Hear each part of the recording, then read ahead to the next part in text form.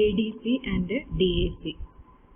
ഇതാണ് നമുക്കിനി അടുത്ത് പഠിക്കാനുള്ള ടോപ്പിക് എന്ന് പറയുന്നത്. Analogue to digital converter and digital to analogue converter. എവിടെയാണ് നമ്മളുടെ അനലോഗ് ടു ഡിജിറ്റൽ കൺവേർട്ടറും ഡിജിറ്റൽ ടു അനലോഗ് കൺവേർട്ടറും ഉപയോഗിക്കുന്നത് എന്ന് നമുക്ക് നോക്കാം. The devices which perform the interfacing function between analog and digital world are analog to digital and digital to analog converters. അതായത് നമ്മളുടെ റിയൽ വേൾഡിലുള്ള സിഗ്നലും നമ്മളുടെ ഡിജിറ്റൽ സർക്യൂട്ടുകൾ ഹാൻഡിൽ ചെയ്യുന്ന സിഗ്നലും അതിൽ നിന്ന് തിരിച്ച് റിയൽ വേൾഡിലേക്കുള്ള സിഗ്നലായിട്ടുമുള്ള കൺവേർഷനിടയ്ക്കാണ് നമ്മൾ analog to digital and digital to analog converters main ആയിട്ട് യൂസ് ചെയ്യുന്നത്. ഇതിനെ നമുക്ക് ഡാറ്റ കൺവേർട്ടേഴ്സ് എന്ന് പറയാം. നമ്മൾ പറഞ്ഞു most of physical variables are analog in nature. നമുക്കറിയാവുന്ന കാര്യമാണ്. നമ്മളുടെ റിയൽ വേൾഡിൽ അവൈലബിൾ ആയിട്ടുള്ള എല്ലാ ഫിസിക്കൽ വേരിയബിൾസ് എന്നും പറയുന്നത് അനലോഗ് വേരിയേഷൻസ് ആയിട്ടാണ് ഡെവലപ്പ് ചെയ്യുന്നത്. അപ്പോൾ ആ ഫിസിക്കൽ വേരിയേഷനെ വരുന്ന അനലോഗ് സിഗ്നലുകളെ നമ്മൾക്ക് മോണിറ്റർ ചെയ്യണം, കൺട്രോൾ ചെയ്യണം, പ്രോസസ്സ് ചെയ്യണം. കൂടുതൽ ദൂരത്തേക്ക് നമുക്ക് വേണമെങ്കിൽ ട്രാൻസ്മിറ്റ് ചെയ്യണം. അതേപോലെ തന്നെ റിസീവ് ചെയ്ത് റിട്രീവ് ചെയ്ത് വീണ്ടും റീപ്രോസസ്സിംഗ് ഉണ്ടെങ്കിൽ പ്രോസസ്സ് ചെയ്ത് നമുക്ക് റീപ്രൊഡ്യൂസ് ചെയ്യേണ്ടതായിട്ടുള്ള ആവശ്യങ്ങൾ വരും. അപ്പോൾ ഇതിലെല്ലാ സമയത്തും നമ്മൾക്ക് ഇതേപോലെയുള്ള ഡാറ്റ കൺവേർഷൻസ് ഉപയോഗപ്പെടുന്നതായിട്ട് വരും.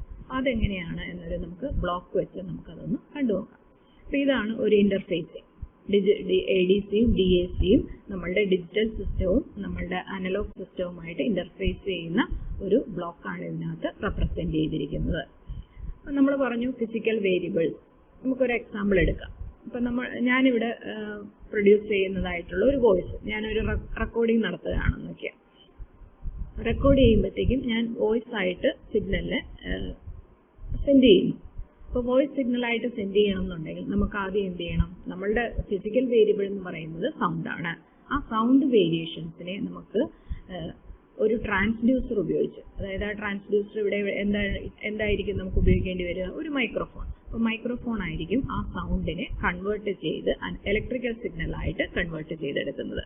സൗണ്ട് തന്നെ നമുക്ക് ഒരറ്റത്തുനിന്ന് വേറൊരിടത്തേക്ക് ഡെസ്റ്റിനേഷൻ വരെ നമുക്ക് എത്തിക്കാൻ പറ്റില്ല. അപ്പോൾ അതിന് വേറെ ഫോമിലേക്ക് അത് മാറ്റിയെടുക്കണം. അതായത് നമ്മൾ ഇലക്ട്രിക്കൽ വേരിയേഷനായിട്ട് കൺവേർട്ട് ചെയ്യുന്നു. അപ്പോൾ ഇലക്ട്രിക്കലായിട്ട് കൺവേർട്ട് ചെയ്യാനായിട്ട് നമ്മൾ എന്ത് ചെയ്തു? ഒരു ട്രാൻസ്ഡ്യൂസർ ഉപയോഗിച്ചു, അതായത് മൈക്രോഫോൺ ഉപയോഗിച്ചു. അപ്പോൾ നമ്മളുടെ സൗണ്ട് വേരിയേഷൻസ് നമ്മൾ ഇലക്ട്രിക്കൽ ഫോമിലേക്ക് കൺവേർട്ട് ചെയ്തു. ആ ഇലക്ട്രിക്കൽ സിഗ്നൽ എന്ന് പറയുന്നത് അനലോഗ് സിഗ്നലാണ്. ആ അനലോഗ് സിഗ്നലിനെ നമുക്ക് എന്ത് ചെയ്യണം? ഡിജിറ്റൽ പ്രോസസ്സിംഗ് ചെയ്യണം, ഡിജിറ്റൽ സിസ്റ്റത്തിലേക്ക് കടത്തിവിടണം. കടത്തിവിടണമെങ്കിൽ എന്താണ്? ഡിജിറ്റൽ സിസ്റ്റം എന്ന് പറയുന്നത് അക്സെപ്റ്റ് ചെയ്യുന്നത് ഡിജിറ്റൽ സിഗ്നൽസ് മാത്രമാണെന്ന് നമ്മൾ നേരത്തെ കണ്ടിരുന്നു. അപ്പോൾ അങ്ങനെയാണെങ്കിൽ ഈ അനലോഗ് സിഗ്നലിനെ ഡിജിറ്റലിലേക്ക് കൺവേർട്ട് ചെയ്യുന്ന ഒരു കമ്പോണന്റ് അല്ലെങ്കിൽ നമുക്ക് പറയാം ഒരു സർക്യൂട്ടറി നമുക്ക് ആവശ്യമാണ്. അപ്പോൾ അതിനെ നമ്മൾ അനലോഗ് ടു ഡിജിറ്റൽ കൺവേർട്ടർ എന്ന് പറയുന്നു. അതായത് ഒരു ഡാറ്റ കൺവേർഷൻ അവിടെ ആവശ്യമാണ്. അനലോഗ് ടു ഡിജിറ്റൽ കൺവേർട്ടർ അല്ലെങ്കിൽ A to D കൺവേർട്ടർ നമ്മൾ യൂസ് ചെയ്യുന്നു. A to D കൺവേർട്ടർ എന്ന് പറയുന്നത് N ബിറ്റ് കൺവേർട്ടർ ആയിരിക്കും. എന്തുകൊണ്ടാണ്? ഡിജിറ്റൽ നമ്പർ സിസ്റ്റം എന്ന് പറയുന്നത് ബിറ്റ് വൈസ് ആണ് നമ്മളുടെ ഡാറ്റയെ ഇൻപുട്ട് ചെയ്യുന്നത്. അപ്പോൾ അതിൽ എത്ര ബിറ്റ് ലെങ്ത്തിലാണ് നമ്മൾ ഡാറ്റ റെപ്രസെന്റ് ചെയ്യുന്നതിനനുസരിച്ച് നമ്മൾ അതിന്റെ ഇൻപുട്ട് വേരി ചെയ്തിരിക്കുന്നു. അപ്പോൾ N ബിറ്റ് ADC നമ്മൾ ഇവിടെ ഉപയോഗിക്കും. ആ ഡാറ്റ നമ്മൾ ഡിജിറ്റലിലേക്ക് കൺവേർട്ട് ചെയ്ത് ഡിജിറ്റൽ സിസ്റ്റത്തിലേക്ക് കൊടുത്തു. ഡിജിറ്റൽ സിസ്റ്റത്തിൽ സിഗ്നലിന് നമ്മൾ എന്തൊക്കെ പ്രോസസ്സിംഗ് വേണമോ, വേരിയേഷൻസ് വേണമോ, അത് ഒരു സോഴ്സ് ഇതിൽ നിന്ന് ഡെസ്റ്റിനേഷനിലേക്ക് എത്തിക്കുന്നതിന് വേണ്ടിയിട്ട് എന്തൊക്കെ പ്രോസസ്സ് അതിനകത്ത് നമുക്ക് പെർഫോം ചെയ്യണോ അതെല്ലാം നമ്മൾ അതിൽ വെച്ച് ഒബ്റ്റെയിൻ ചെയ്തിട്ട് തിരിച്ച് നമുക്ക് റിയൽ വേൾഡിലേക്ക് നമുക്ക് റീപ്രൊഡ്യൂസ് ചെയ്യണം. അപ്പോൾ ആ അതിലേക്ക് റീപ്രൊഡ്യൂസ് ചെയ്യണമെങ്കിൽ വീണ്ടും എന്താണ്? അത് നമ്മളുടെ അനലോഗ് വേരിയേഷൻ ആയിട്ടാണ് കൺവേർട്ട് ചെയ്യേണ്ടത്. അവിടെ അനലോഗ് വേരിയേഷൻ ആയിട്ട് കൺവേർട്ട് ചെയ്യണമെങ്കിൽ നമുക്ക് എന്ത് ചെയ്യണം? ഈ ഡിജിറ്റൽ സിഗ്നലിനെ വീണ്ടും അനലോഗ് ആയിട്ട് കൺവേർട്ട് ചെയ്യണം. അവിടെ നമ്മൾ യൂസ് ചെയ്യുന്ന ഇന്റർഫേസിംഗ് ഡിവൈസ് ആണ് ഡിജിറ്റൽ ടു അനലോഗ് കൺവേർട്ടർ അല്ലെങ്കിൽ DAC. അത് N ബിറ്റ് DAC ആണ് ഇവിടെയും വരുന്നത്. എന്താണ്? ഡിജിറ്റൽ സിസ്റ്റത്തിന്റെ ഔട്ട്പുട്ട് എന്ന് പറയുന്നത് N ബിറ്റ് ആണ്. ആ N ബിറ്റ് നമ്മൾ DAC അക്സെപ്റ്റ് ചെയ്തിട്ട് അതിനെ അനലോഗ് സിഗ്നലായിട്ട് കൺവേർട്ട് ചെയ്ത് ഒരു സിംഗിൾ ഔട്ട്പുട്ട് ആയിട്ട് കൺവേർട്ട് ചെയ്ത് മാറ്റുന്നു. ആ ഔട്ട്പുട്ട് നമ്മൾ ആക്ച്വേറ്റർ വഴി തിരിച്ച് ഫിസിക്കൽ വേരിയബിൾ ആയിട്ട് കൺവേർട്ട് ചെയ്യുന്നു. അപ്പോൾ സൗണ്ട് നമ്മളിവിടെ മൈക്രോഫോൺ വെച്ച് കൺവേർട്ട് ചെയ്ത ഇലക്ട്രിക്കൽ സിഗ്നൽ ആണെങ്കിൽ ഇവിടെ വെച്ച് നമ്മൾ ഓഡിബിൾ ആക്കാൻ വേണ്ടിയിട്ട് എന്ത് യൂസ് ചെയ്യും? സ്പീക്കർ ഉപയോഗിക്കണം. അപ്പോൾ സ്പീക്കറാണ് നമ്മളുടെ ആക്ച്വേറ്റർ ആയിട്ട് യൂസ് ചെയ്യുന്നത്. സ്പീക്കർ നമ്മളുടെ ഇലക്ട്രിക്കൽ അനലോഗ് ഔട്ട്പുട്ട് സിഗ്നലിനെ സൗണ്ട് സിഗ്നലായിട്ട് കൺവേർട്ട് ചെയ്ത് ഫിസിക്കൽ വേരിയബിൾ പ്രൊഡ്യൂസ് ചെയ്യും. അപ്പോൾ ഇതാണ് ഇതിനെ ഒരു ഇന്റർഫേസിംഗ് അനലോഗ് വേർഡിലുള്ള ഇന്റർഫേസിംഗ് സെക്ഷൻ എന്ന് പറയുന്നത്. അതിൽ നമ്മൾ യൂസ് ചെയ്യുന്ന ഈ ADCയും DACയും ആണ് നമ്മൾ ഈ സെക്ഷനിൽ പഠിക്കാൻ പോകുന്നത്. എന്താണ് DAC? ഇപ്പോൾ DAC എന്ന് പറഞ്ഞാൽ digital to analogue converter. Digital സിഗ്നലിനെ അനലോഗ് സിഗ്നലായിട്ട് കൺവേർട്ട് ചെയ്യുന്ന ഒരു സർക്യൂട്ടറിയാണ് നമ്മൾ ഡിജിറ്റൽ ടു അനലോഗ് കൺവേർട്ടർ അല്ലെങ്കിൽ DAC എന്ന് പറയുന്നത്. അപ്പോൾ അതിൻ്റെ ഒരു ബ്ലോക്ക് റെപ്രസെൻറ്റേഷൻ ആണ് കാണിച്ചിരിക്കുന്നത്. n input bit datas of digital signal ഇതിൻ്റെ ഇൻപുട്ടിലേക്ക് പ്രൊവൈഡ് ചെയ്യുന്നു. അത് നമ്മളൊരു സിംഗിൾ ഔട്ട്പുട്ട് ആയിട്ട് അനലോഗ് ഔട്ട്പുട്ട് സിഗ്നലായിട്ട് ഇതിൽ നിന്ന് പുറത്തേക്ക് എടുക്കും. പലതരത്തിലുള്ള DAC നമുക്ക് അവൈലബിൾ ആണ്. മെയിൻലി R2R ലാഡർ ടൈപ്പ് DACയും വെയ്റ്റഡ് റെസിസ്റ്റർ DACയും ആണ് നമുക്ക് നോക്കാനുള്ളത്. ഇനി ഇതിലെ സ്പെസിഫിക്കേഷൻസ് A to D കൺവേർട്ടറിനും D to A കൺവേർട്ടറിനും കുറേ സ്പെസിഫിക്കേഷൻസ് നമ്മൾ മെൻഷൻ ചെയ്യുന്നുണ്ട്. എന്തുകൊണ്ടാണ് നമ്മൾ അനലോഗ് സിഗ്നലിനെ ഡിജിറ്റലായിട്ടും ഡിജിറ്റലിനെ അനലോഗായിട്ട് കൺവേർട്ട് ചെയ്ത് റീപ്രൊഡ്യൂസ് ചെയ്യുമ്പോഴത്തേക്കും വളരെ എക്സാക്റ്റ് ആയിട്ട് വേണം നമുക്കത് റീപ്രൊഡ്യൂസ് ചെയ്ത് കിട്ടാൻ വേണ്ടിയിട്ട്. അപ്പോൾ ആ സ്പെസിഫിക്കേഷൻസ് എല്ലാം മീറ്റ് ചെയ്ത് കഴിഞ്ഞാലേ നമുക്ക് ഒരു പെർഫെക്റ്റ് കൺവേർട്ടർ ഡാറ്റ കൺവേർട്ടർ ആണ് എന്നതിനെ പറയാൻ പറ്റുള്ളൂ.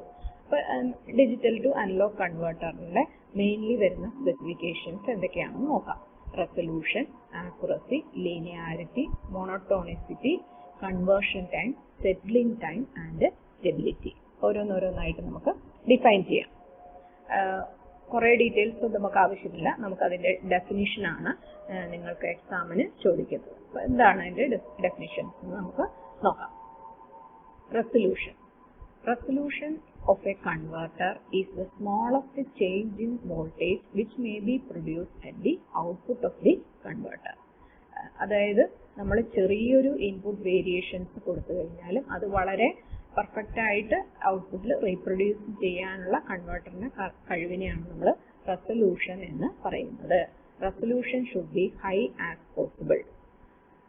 നമ്മൾ TV കാണുമ്പോഴും നമ്മൾ ഈ ഫാക്ടർ എപ്പോഴും നമ്മൾ പറയാറുണ്ട്. റെസൊല്യൂഷൻ നമ്മുടെ പിക്ചർ ക്വാളിറ്റി, ഫോട്ടോ എടുക്കുമ്പോൾ പിക്ചർ ക്വാളിറ്റി ഹൈ റെസൊല്യൂഷൻ ആണ്, ക്യാമറയൊക്കെ പറയുമ്പോൾ ഹൈ റെസൊല്യൂഷൻ ആണ് എന്ന് പറയുന്നു. അതായത് വളരെ ചെറിയ മൈന്യൂട്ട് പോലും ഡീറ്റെയിൽ ചെയ്യാൻ പറ്റുന്ന ഇതിനെയാണ് നമ്മൾ ഹൈ റെസൊല്യൂഷൻ എന്നതുകൊണ്ട് ഉദ്ദേശിക്കുന്നത്.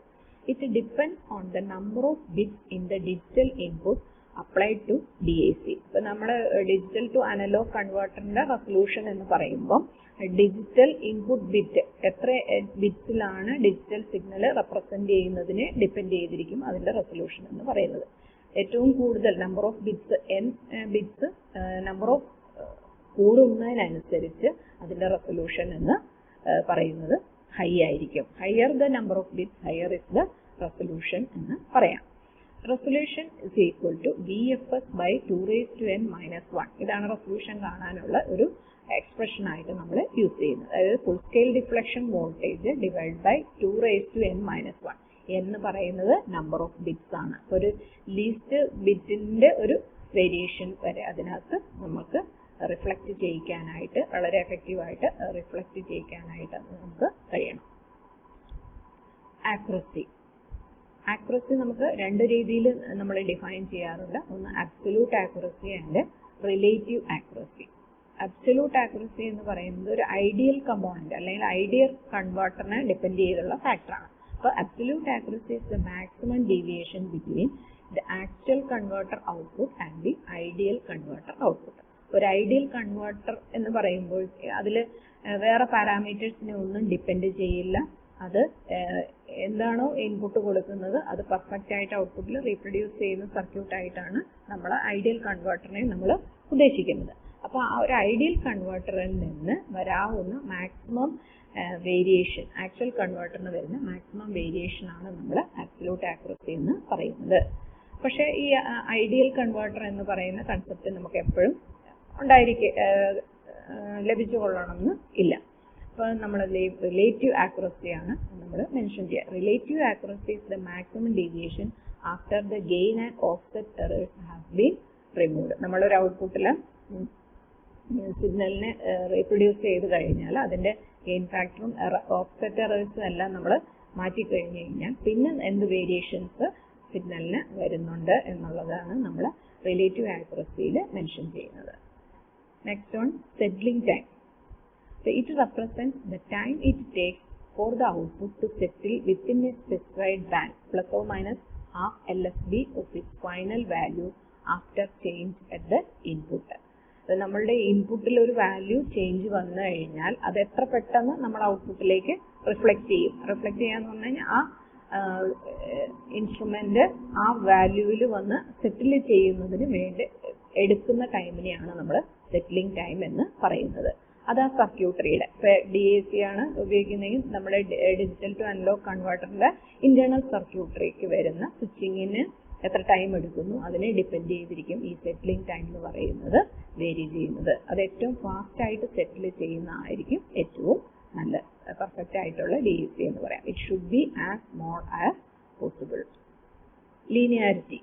Linearity error is the maximum deviation in step size from the ideal step size. ഇപ്പൊ നമ്മളൊരു സ്റ്റെപ്പ് സൈസ് പറയാണ്, നമ്മൾ ഒരു 0 to 10 വോൾട്ട് ആണ് ഡിജിറ്റൽ ടു അനലോഗ് കൺവേർട്ട് ചെയ്യുന്നതെന്ന് വെക്കാം.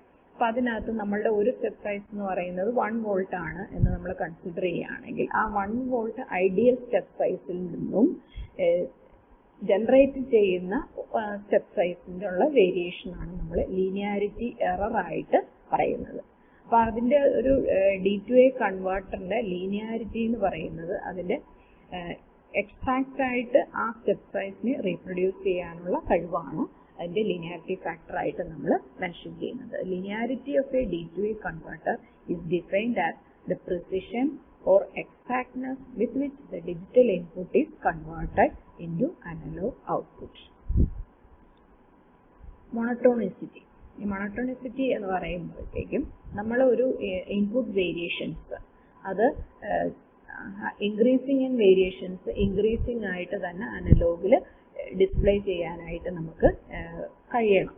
അപ്പം അതിൽ വേരിയേഷൻസ് വന്നു കഴിഞ്ഞാൽ നമ്മളുടെ അനലോഗ് സിഗ്നൽ എന്ന് പറയുന്നത് ഓസിലേറ്റ് ചെയ്യുന്ന ഒരു ടെൻഡൻസി ആയിട്ട് വരും. ഒരു ഇൻക്രീസ് ആയിട്ട് തന്നെ റീപ്രൊഡ്യൂസ് ചെയ്യാനായിട്ട് കഴിയണം ഒരു ഡയറക്ഷനിലുള്ള വേരിയേഷൻസ്. അപ്പം അതിനിടയ്ക്ക് വാല്യൂ ഡിപ്പായി കഴിഞ്ഞ് കഴിഞ്ഞാൽ നമുക്ക് പറയാം AC ചിലപ്പം ഓസിലേറ്റിംഗ് എഫക്റ്റ് പ്രൊഡ്യൂസ് ചെയ്യാനുള്ള ഒരു ടെൻഡൻസി കാണിക്കും. അപ്പം അത് പാടില്ല. അതാണ് നമ്മുടെ മോണോട്ടോണിസിറ്റി എന്ന് പറയുന്നത്. The ability of a DAC analog output to move only in the direction that the digital input moves. Digital input variations അനുസരിച്ച് മാത്രമേ ഔട്ട്പുട്ട് ചേഞ്ച് ചെയ്യാൻ പാടുള്ളൂ.